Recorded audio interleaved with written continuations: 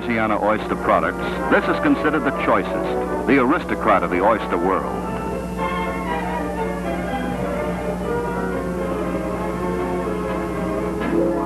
Only the fattest and finest are chosen. Smaller ones are culled and left on the bedding grounds to grow larger.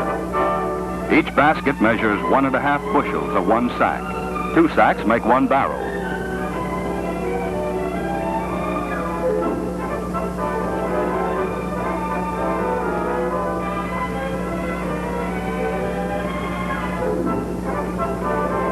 Roy's crew loads the sacks onto the Miss Loretta's deck.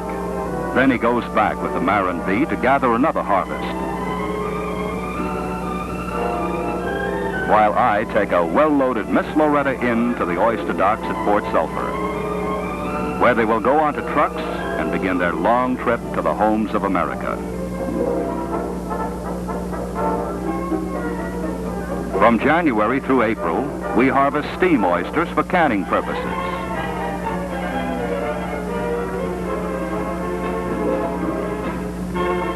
These have been left in the bedding grounds just a few months, but on our rich water bottoms they've grown fat and fine.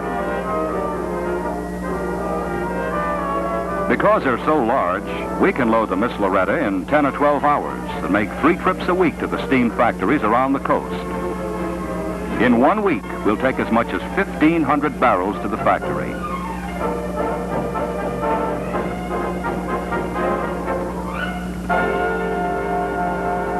We've got our choice of many factories to sell to. On Harvey Canal, Foster Canal, Golden Meadow, Myrtle Grove. And thank the good Lord, this time the shoveling is on the factory men.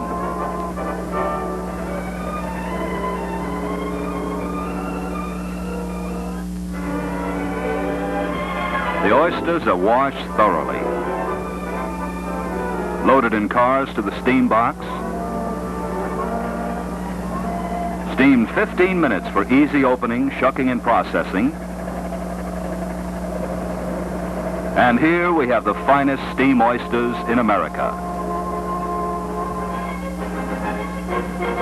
After April, I'm back in town at a meeting of the Board of the Wildlife and Fisheries Commission.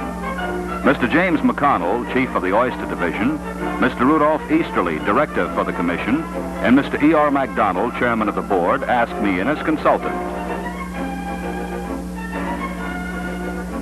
As president of our Louisiana Oyster Dealers and Growers Association, I represent a majority of oyster producers. Mr. McConnell has headed the Oyster Division for 34 years.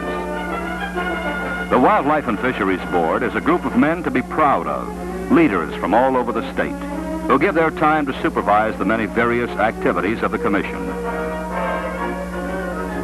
Today, they'll reach a decision on a proposal Mr. McConnell is recommending, that the Commission spend $150,000 in a giant culch planting program, which will greatly increase Louisiana's oyster production for the future.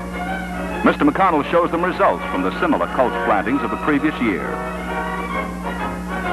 This is a fine catch of oyster spat, just 1 month old and attached to a dead reef shell or culch. These are the same age, but show more growth from feeding on richer water bottoms. Here are more than 2 dozen oysters attached to 1 shell from Black Bay, the state's best producing area.